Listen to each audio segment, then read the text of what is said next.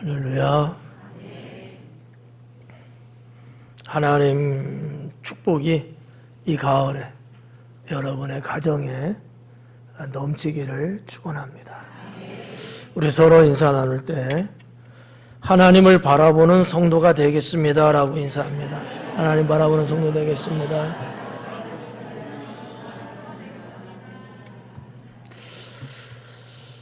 꼭 그럴 수 있기 바랍니다. 우리가 다 하나님을 믿지만 하나님을 바라보지 못하면 뭐를 바라보겠어요?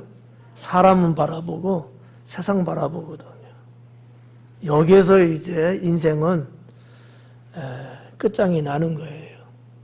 그러니까 성경에 나오는 여러 인물들이나 사건들을 보면은 하나님을 바라봐야 되는데 자꾸 하나님 보기보다는 사람이나 환경을 바라보면서 인생이 패망으로, 멸망으로 빠져나가는 것을 볼 수 있습니다.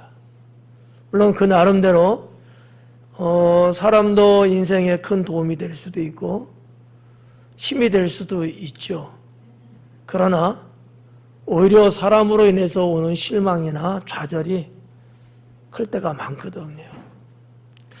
그러니까 참 어려운 거예요.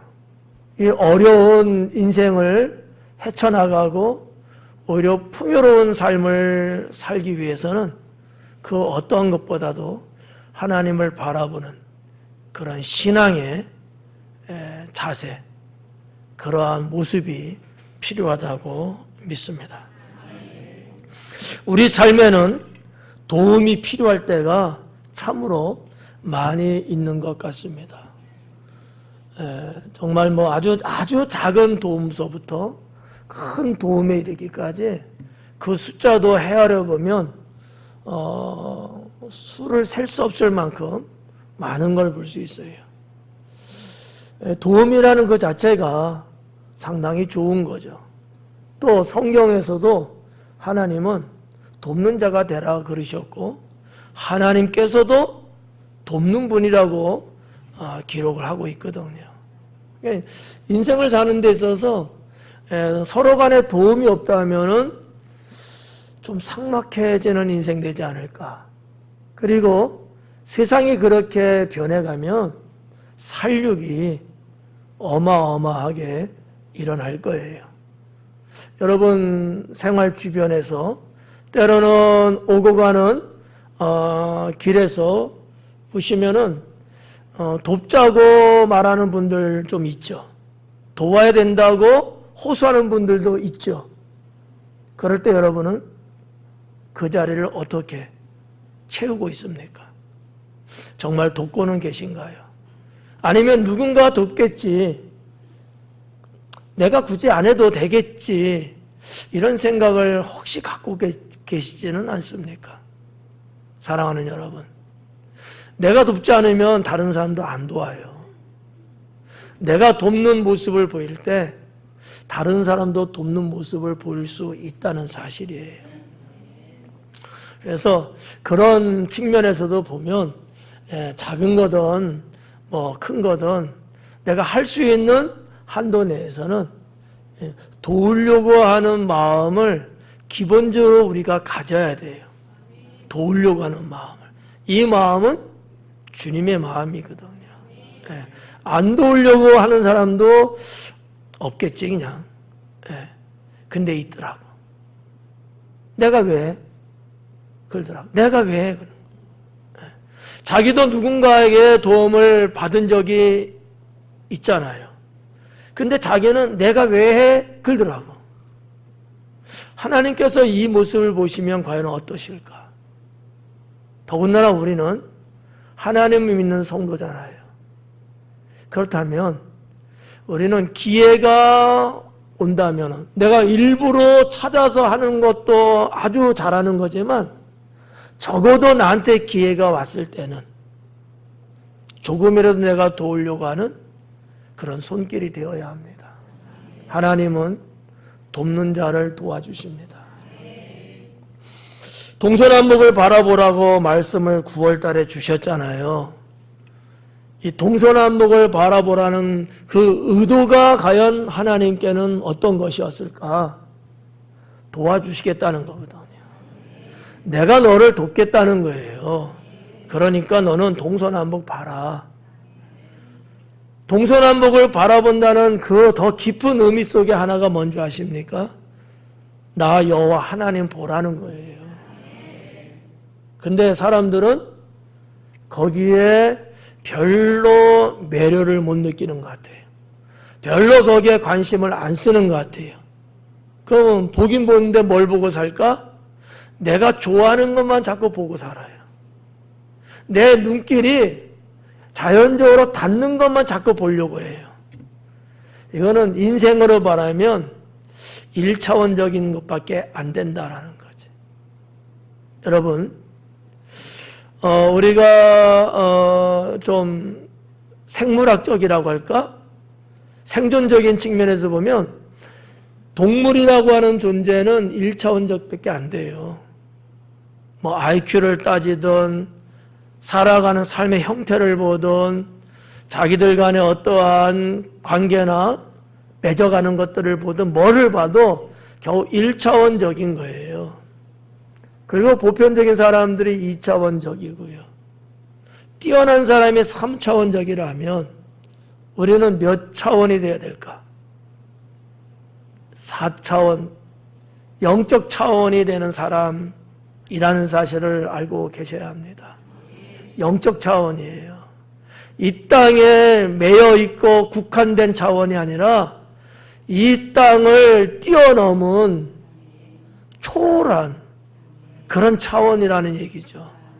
그렇다고 보면 우리는 오늘 말씀 하나님이 돕는 사람인데 돕는 사람이 되어야 합니다.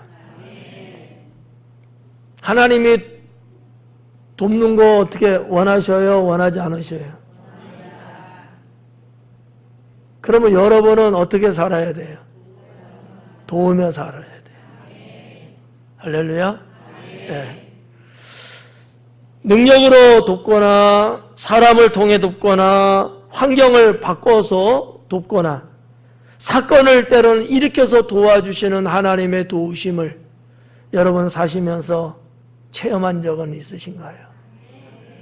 하나님은 불꽃 같은 눈동자로 두루 살피시면서 늘 도우려고 하셔요. 네. 그래서 우리가 뭐 SOS 도와주세요 뭐 이렇게 외치면은 주변의 사람들에게 돕는 그런 발걸음이 오잖아요. 하나님께서도 그러시는 분이라는 거예요. 하나님이 돕는 방법은 다양합니다. 지금 4가지를 제가 이렇게 열거해 드렸는데 어떠한 방식이든지 하나님은 나에게 딱 적합한 방법으로 도와주셔요.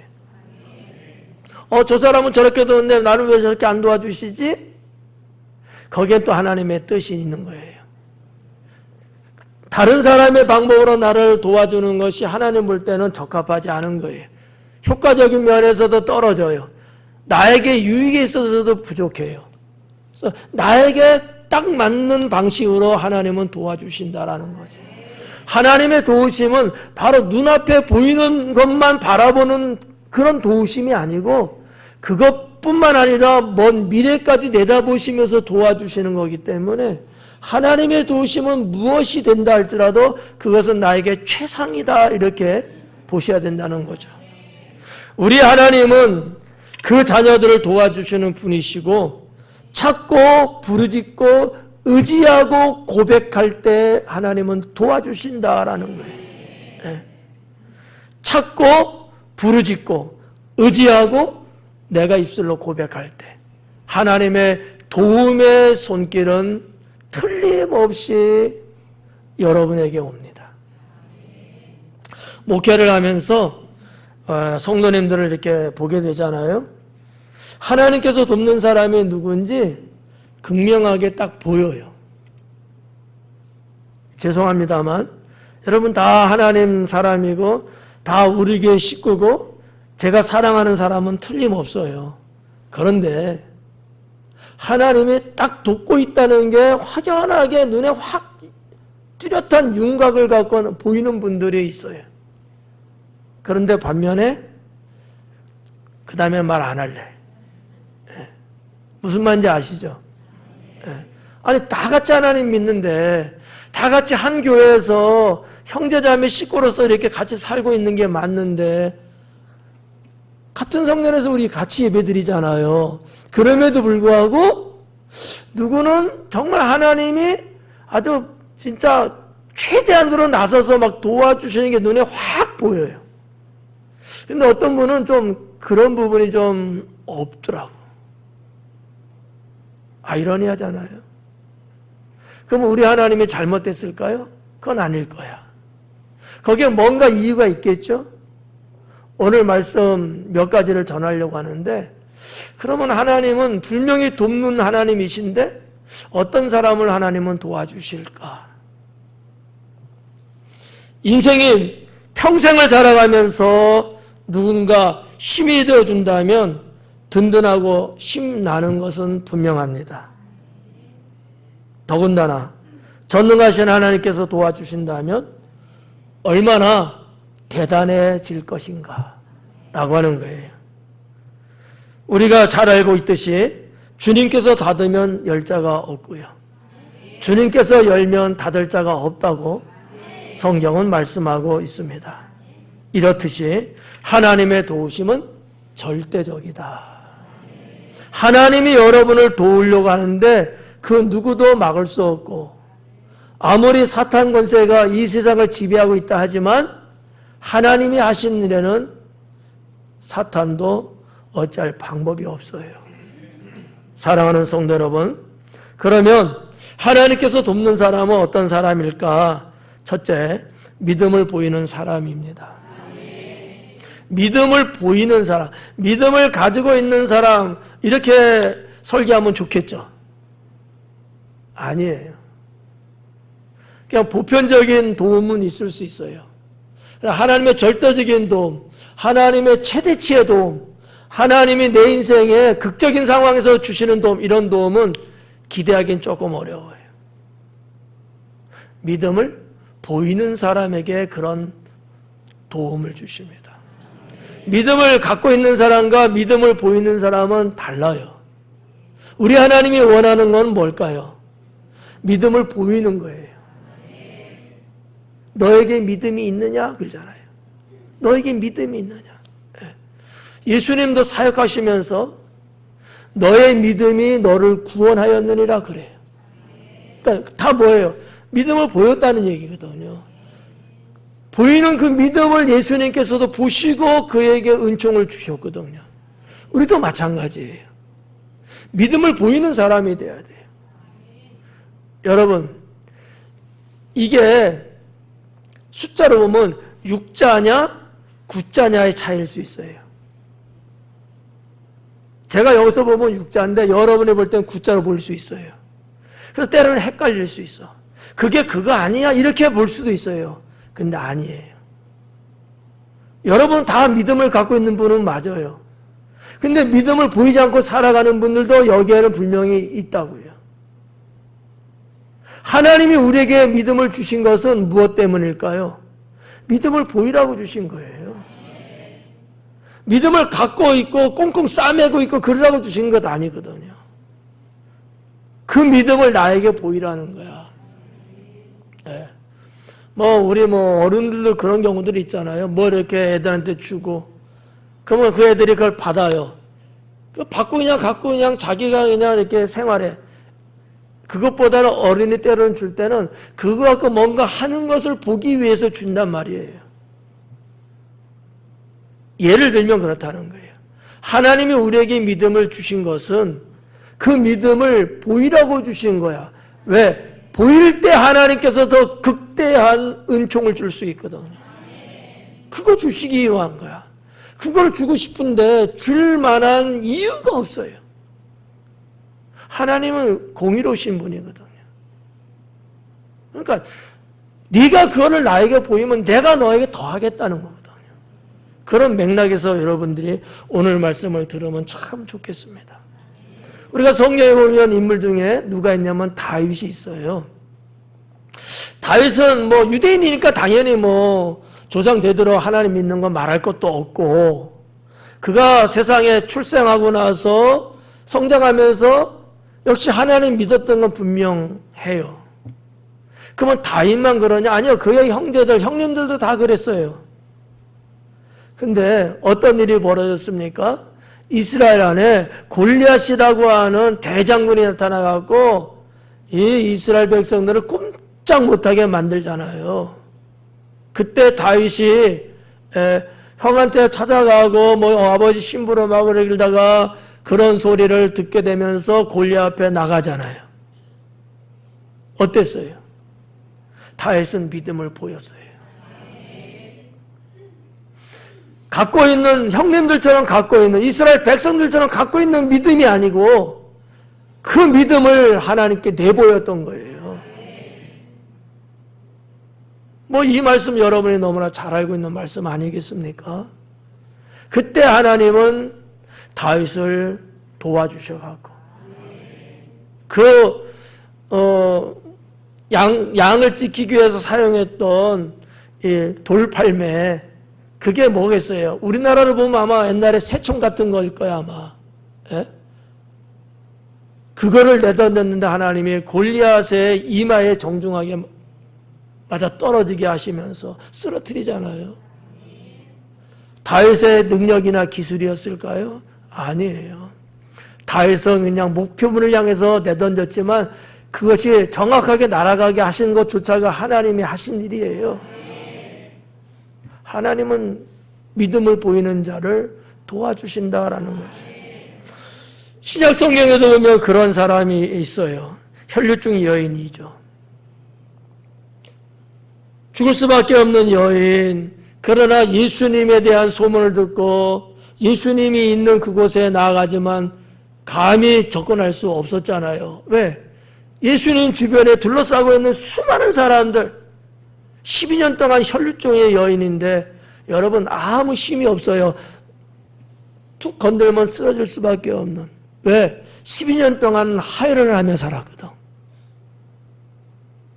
저는 뭐 남자라서 그런 건 모르겠지만 남자든 여자든 자기 몸에서 아무 이유 없이 피를 쏟으며 산다는 얘기는 반은 죽은 거예요. 더군다나 수많은 사람이 몇 곱으로 에어싸면서 있는데 어디 그 길을 뚫고 들어갈 수 있겠습니까? 그럼에도 불구하고 그 여인은 내가 저 나사렛 예수님이라는 분의 옷자락만 만져도 나는 구원을 받을 것이다라는 믿음을 갖고 예수님께 갔던 거예요. 성경에 그렇게 기록되고 있거든요. 예수님은 그 여인을 향해서 내 믿음이 너를 구원하였다 그래요. 혈류증이 그 즉시로 나았어요. 우리 하나님은 이렇게 믿음을 보여드리는, 내 안에 있는 믿음을 꺼내서 주님께 보여드릴 때 하나님은 도와주신다라는 사실이죠. 두 번째는 감사하며 사람이 되겠습니다. 하나님은 감사하며 사는 사람을 도와줘요. 감사 안 하는 사람을 돕는다는 것도 참 이상하지 않아요? 네. 여러분 어때요? 여러분의 스타일 한번 봐봐요. 여러분의 스타일. 나보지 말고 여러분 자신의 스타일 한번 봐봐요. 나는 정말 평소에 늘 감사를 좀 잘하며 사는 스타일인가? 아니면 뭔 일이 있을 때만 감사를 그냥 하는가? 또 아니면 그마저도 안 하는 사람인가? 한번 여러분 자신을 한번 들여다봐요. 대충 알죠? 예. 그러면 1번 감사하는 사람, 2번 때가 돼야지만 하는 사람, 3번 그래도 안 하는 사람. 여러분은 몇 번? 손 들지 말고 속으로만.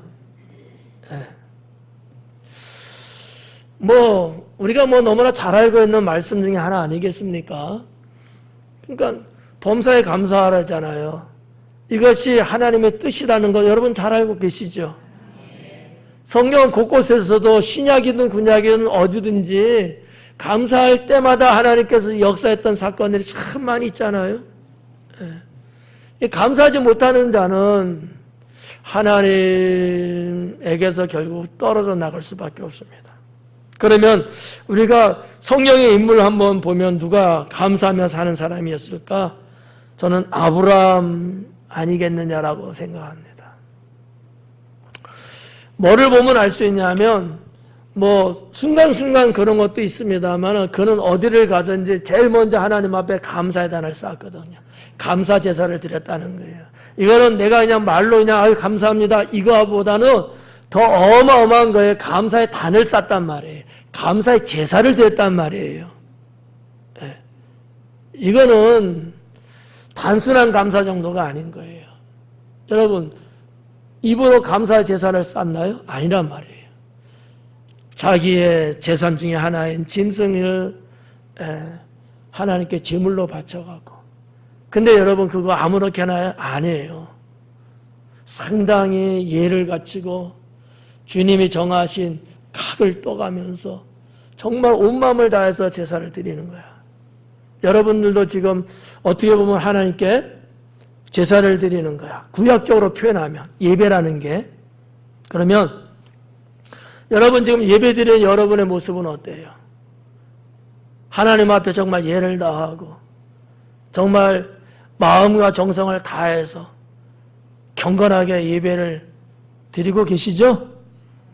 근데 그러지 않는 사람들도 때로는 있거든. 우리의 자세가 흐트러져 있어. 하나님께 예배를 드리는데 마치 하나님 앞에 그냥 있는 것 정도밖에 안 되는 경우들이 있어. 그런 게 있어요. 예배 드리는 게 맞나? 이게 의심스럽게끔 자세가 엄한 짓을 한다든지 다리를 꼬고 앉아서 무슨 강의를 듣듯이 한다든지 아니면 무슨 말 하나 안 하나 어디 스파에서 왔는지 이러는 경우도 있고. 예배를 모르는 사람이야 그건. 하나님 앞에 우리가 여러분 이스라엘 백성들은요 하나님의 그 말만 나오도요 땅에 바짝 엎드리고 경배합니다. 왜냐하면 그게 예배거든요. 근데 마치 우리가 대학 강의실에 가서 강의 듣는 것처럼 누가 와서 세미나에서 연설 듣는 것처럼 그런 식으로 우리의 자세를 취하는 것은 그건 예배가 아닌 거예요. 이해 가시죠? 네. 아브라함은 하나님께 감사의 제사, 감사의 예를 갖추는데 아주 철저하게 정말 누가 봐도 경건스럽다고 느낄 만큼 그랬다는 거죠. 하나님은 아브라함을 돕지 않을 수가 없는 거예요. 왜냐? 나에게 저렇게 경배하고 저렇게 나를 따뜻하게 존중하고 내 앞에 엎드려 저러니까 감사하는 모습이 막 절절 넘쳐나니까 하나님이 도와주시는 게 전혀 아깝지가 않고 오히려 도와주는 게 기분이 좋은 거예요. 우리도 그러지 않아요? 예를 갖춰서 도와줄 때 그러면 얼마나 다음에 또 무슨 좋은 일이 있을까 이런 생각하잖아요. 저도 우리 목사님들 사이에서도 이렇게 어느 목사님이 좀 어렵고 좀 힘들고 무슨 일이 일 때 저도 이렇게 도와드려요. 도와드리면 어떤 분은 자기가 도움 받는데도 당연한 것처럼 내가 받을 걸 받는 것처럼 생각하는 분들도 있어요. 근데 어떤 분은 도움을 받을 때 너무 고마워하고 너무 감사하고 그거를 은혜로 여기고 또 뭔 일 있을 때 또 잘하려고 하고 이런 분이 있거든요. 여러분 제가 느낄 때 어떤 목사님이 더 좋겠어요? 후자의 사람 아닐까? 도움을 누가 줬을 때 거기에 대해서 감사히 생각하고 더 잘하려고 하고 이런 사람을 더 돕고 싶지 그러지 않는 사람을 도와주고 싶겠어요? 이런 부분들. 하나님 앞에 감사하며 사는 사람을 하나님은 도우신다. 아브라함이 그런 사람이었다. 이렇게 볼 수 있고요. 신약에서는 루디아를 빼놓을 수 없죠. 빌립보 교회가 세워진 그 가정. 사도 바울이 성령의 음성을 듣고 유럽으로 복음을 전하는 데 있어서 첫 번째 세워진 교회. 근데 그 교회는 누디아의 집입니다. 이 누디아는 장사꾼이에요. 사업하는 여인입니다. 근데 그는 언제나 주님 앞에 그런 감사하는 마음으로 늘 주님 앞에 감사를 드렸어요.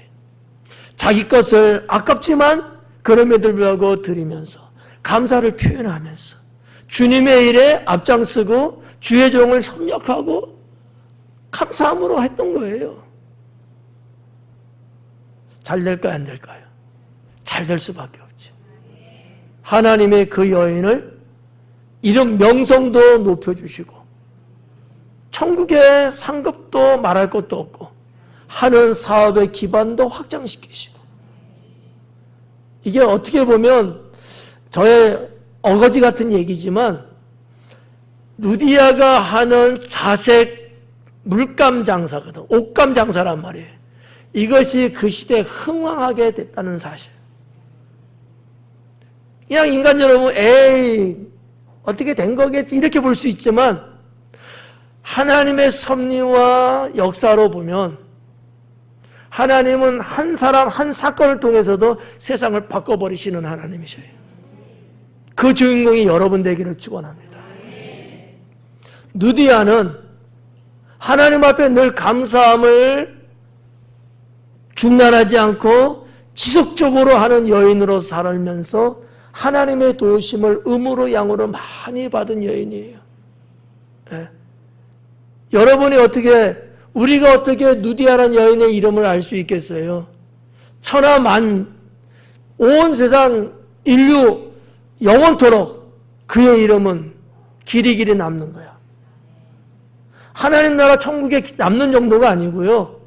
아무 상관없는 우리들조차도 지금 2000년의 세월이 흐른 지금도 그 여인의 이름은 계속 소개되고 계속 칭찬하게 되고 계속 존경하게 되고 이 축복이 여러분 보통이 아니지 않습니까? 하나님께 감사하는 사람을 하나님은 도와주시는데 그의 인생을 열어주시더라고요. 세 번째는 충성을 다하는 사람이 되겠습니다. 충성을 다하는 사람에게 하나님은 도와주신다라는 거죠. 어떤 사람이 있을까? 모세를 빼놓을 수가 없겠죠. 많은 성경의 인물들이 충성 다 잘했지만 그 중에서 모세는 제가 볼 때 아마 1순위 정도 되지 않을까 이렇게 봐요. 모세. 과거에 40년 역사 그리고 미디안 광야에서의 또 40년 역사 그거는 그냥 그렇게 간다 할지라도 마지막 인생의 40년 역사 주님의 부름을 받고 나서 살았던 그 40년 어마어마한 충성을 하나님께 보이면서 살았습니다. 네. 성도 여러분, 모세의 주변에는 얼마나 많은 대적들이 있었습니까? 제일 크게 첫 번째는 바로 왕이겠죠. 이스라엘 백성들 끌고 나오면서도 많은 민족, 많은 족속들을 거치면서 얼마나 많은 대적들이 있었어요. 그러나 하나님은 그때마다 그 모든 문제를 다 해결해 주시면서 물리쳤어요. 가장 큰 대적은 뭐였을까요? 홍해죠.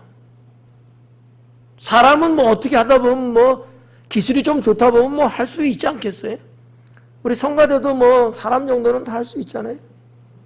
근데 어떻게 홍해는 가를 수 있어요? 이거는 사람의 힘과 능력 기술로는 안 되는 거잖아요. 이게 어마어마한 대적이거든. 근데 하나님은 그것까지도 다 퉁 열어주시잖아요. 이 하나님의 도우심은 그가 충성을 하는 그 순간부터 처음에는 나는 말도 못하고 나는 싫어 난 싫어요. 아마 그 속내는 난 가면 바로한테 죽을 거예요. 왜? 저지른 죄가 있으니까. 속마음으로는. 근데 겉으로는 나는 입이 뻣뻣하고 나는 할 수 없어요. 이러잖아요. 근데 하나님께서 아니다. 너에게 아론이 있고 내가 붙여줄 테니까 걱정하지 마라. 그러니까 그때부터 하는 충성이 말이죠. 주님 나라 갈 때까지 40년 동안 변절되지 않고 죽으면 죽으리라의 신앙을 갖고 충성을 다했어요. 그랬더니 하나님이 그의 앞에 나타났던 모든 대적들, 사람이든 사건이든 문제든 뭐가 되든 다 하나님이 물쳐주시면서 도와주시더라고요. 모세는 하나님이 자기 편 되어주신 것을 알았어요. 그래서 매 사건에 주저하지 않았어요. 당당하고요. 자신이 있었어요.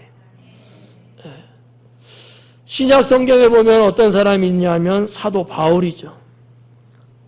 신약에 있어서 충성의 대가라고 말할 정도면 사도 바울이 아닐까, 저는 그렇게 생각합니다. 그도 역시 늦은 나이에 주님께 부름받고 충성을 하는데 목숨 걸고 충성하지 않습니까?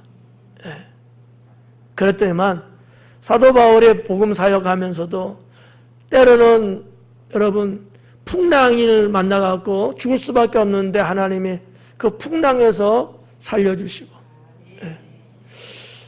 때로는 빌립보 감옥에 복음 전하다가 갇히잖아요. 그냥 칼 차고 있었던 거예요. 한국말로 말하면. 근데 하나님이 지진을 일으키시면서 착고가 풀어지게 하고 하나님이 그를 건져내시잖아요. 뭐 이런 여러 가지 일들을 볼 때에 충성을 다했던 사람을 하나님이 도와주시더라라는 얘기죠. 네 번째는 주님 보좌로 나아가는 사람이 하나님의 도움을 받습니다. 주님 보좌로 나아가는 거예요. 주님 계신 그곳으로 가는 사람. 엄한데 사람 그곳으로 가는 거 아니고, 내가 좋아하는 어떠한 장소로 가는 게 아니고, 그런 것보다도 더 우선적이고 더 최고로 여기는 주님 계신 보좌, 주님 계시는 성전, 주님 계시는 그 자리로 나아가는 사람, 하나님은 그런 사람을 도와주십니다. 우리가 살면서 더군다나 현대사회에 얼마나 다양합니까? 얼마나 많은 것들이 우리 주변에 있습니까? 하루를 살면서도 내게 필요하고 내가 해야 될 일이 또 얼마나 많습니까? 그럼에도 불구하고 그런 것들보다도 우선 하나님께 나아가는 거. 좀 찝찝해요?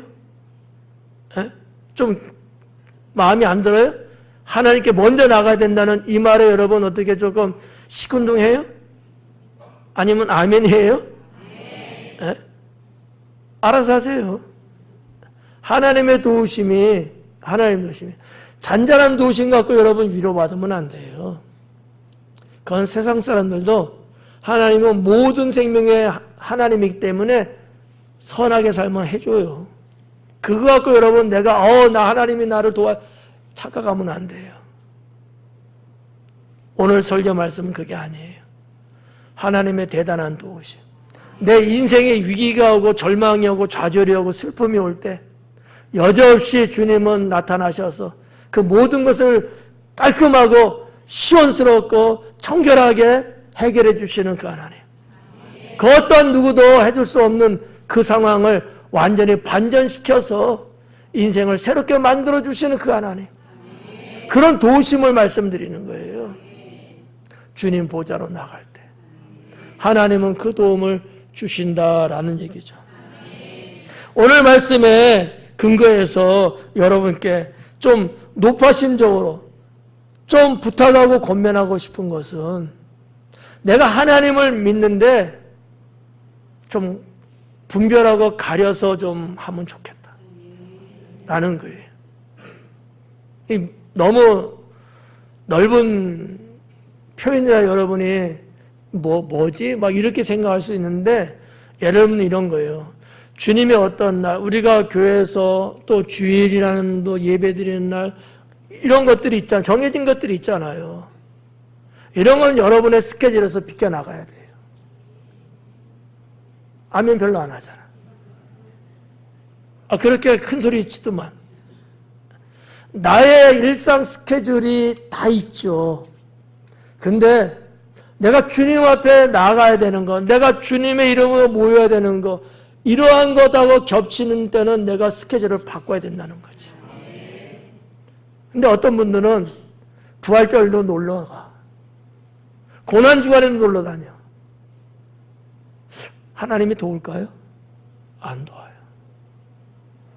이런 거를 분별하고 가려야 된다는 거야. 그런 사람이 주님 보좌에 나가는 거고, 그런 사람을 주께서 도와주시는 거예요. 그게 신앙인 거예요. 그게.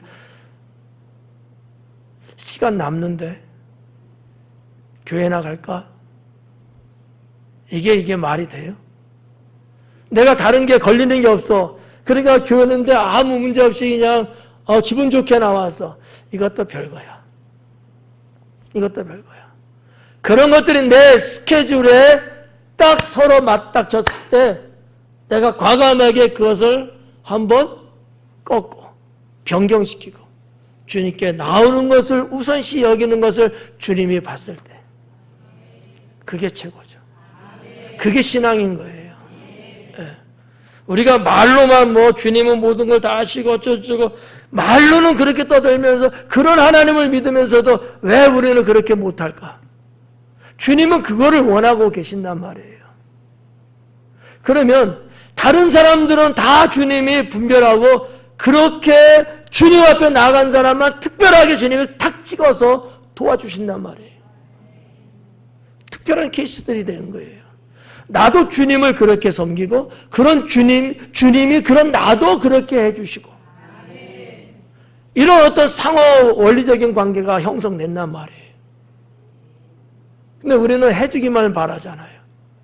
나도 주님 앞에 그렇게 보좌로 나아가려고 해야 되는데 난 이렇게 빼고 저렇게 빼고 요 모양 저 모양 자꾸 그러려고 하고 이거는 아니지 않느냐라는 거죠. 여러분 다니엘 잘 아시죠? 포로 생활 중에서도 그는 주님 보좌로 나아갑니다. 그거 하면 죽는 거 알면서도 그는 죽음을 상관하지 않고 주님 보좌에 나가는 것을 1순위로 여깁니다. 그가 여러분 사자굴에 들어갔지만 죽었나요? 하나님이 도와줬잖아요. 이 성경 말씀을 모르는 여러분 있나요? 아무도 없잖아요. 하나님은 왜 그 말씀을 기록하겠을까요? 너희도 그런 자가 되라는 거예요. 이거 놓치면 안 돼요. 어떤 상황에서도 어떤 나의 인생 스케줄 속에서도 내가 주님 보좌 앞으로 나가는 것을 우선시 여기고 이것이 최고라고 내가 믿을 때 하나님은 돕는 손길을 주신다는 거죠. 네. 그렇잖아요. 사자굴이니까 사람이 들어가서 어떻게 할 수는 없어요. 하나님이 천사를 보내서 사자 입을 찢어버리잖아요. 사람이 할 수 있는 일 아니죠. 하나님이 하시는 일이죠. 그리고 사도 요한, 예수님의 제자 요한도 충성을 주님 보좌 앞에 나아가는 사람이었죠. 그는 밤모섬에 유배됐습니다. 복음 전한 자로서. 근데 저는 다른 각도로 그를 봐요. 왜 하나님이 사도 요한을 밤모섬으로 유배를 보냈을까? 그를 살려고 한 거예요. 인간적으로 보면은 감옥에 갔으니까 얼마나 불쌍하고 이거 말도 안 돼 이렇게 볼 수 있잖아요. 저는 하나님의 섭리라고 보는 거죠. 저도 밤모섬 한번 가봤거든요. 주님의 때, 주님의 마지막, 주님의 어떤 계시적 이런 것들을 기록하게 하기 위해서 하나님은 아무도 방해하지 않는 그 조용한 섬, 거기에서 죄수로 있게 하면서 하나님은 계시하시고 그것을 기록하게 하십니다. 그게 지금 우리가 보고 있는 성경 요한계시록이에요. 그리고 이 폭풍처럼 지나가는 이 로마의 황제들의 폭약스러운 이 시대를 다 지나가게 만들어요. 그리고 그걸 노년에 하나님이 그 옥에서 나올 수 있도록 하십니다. 주님의 제자들 중에 순교하지 않은 자는 사도 요한 한 사람. 만수를 사시다가 그는 주님 나라 갑니다. 그러니까 우리가 그냥 볼 때 그냥 복음 전하다가 그냥 감옥에 가고 그 처절하게 그냥 아무도 없는 그 동굴 속에서 갇혀갖고 그냥 그 조그만 그 독에서 그냥 얼마나 고생했을까 이것만 생각하면 참 아찔하고 안타깝지. 저는 다른 각도에서 보는 거예요. 저 일은 하나님이 하신 일이다. 왜? 하나님이 마지막 때에 어떨 거라는 것을 계시를 쓰게 하기 위해서 하나님이 사도 요한을 그것으로 오히려 보내셔갖고 그 일을 하신 것이 아니겠느냐 이렇게 해도 저는 본다는 사실이죠. 주님 보좌로 나아가는 사도 요한, 그 여러분이 혹시 가게 될는지 모르겠습니다만 그 가면 그 동굴 속에 있는데 정말 협소해요. 예. 근데 거기에 주님을 향한 주님이 계시는 임재하시는 곳이라고 그는 여기서 거기다가 표시를 하고 거기에서 무릎을 꿇고 하나님 앞에 기도하면서 주의 음성을 듣는 거예요. 주님이 보여주시는 환상을 보면서 그는 작성을 합니다. 예. 보좌에 나가는 사도 요한을 볼 수 있습니다. 사랑하는 성도 여러분, 하나님의 도우심을 받으면서 살아가기를 주님의 이름으로 축원합니다. 주님의 도우심에는 틀림이 없고요. 주님이 도와주시면 틀림이 없어요. 잘못될 수가 없어요. 주님이 도와주시면 부족하지가 않습니다. 네. 주님이 도와주시면 우리가 살아라는 은혜를 입을 수 있게 됩니다. 목사가 바라기는 여러분의 삶에서 언제나 하나님의 도우시는 은혜와 넘치는 축복을 받으면서 살아갈 수 있기를 주님의 이름으로 축원합니다. 기도하겠습니다.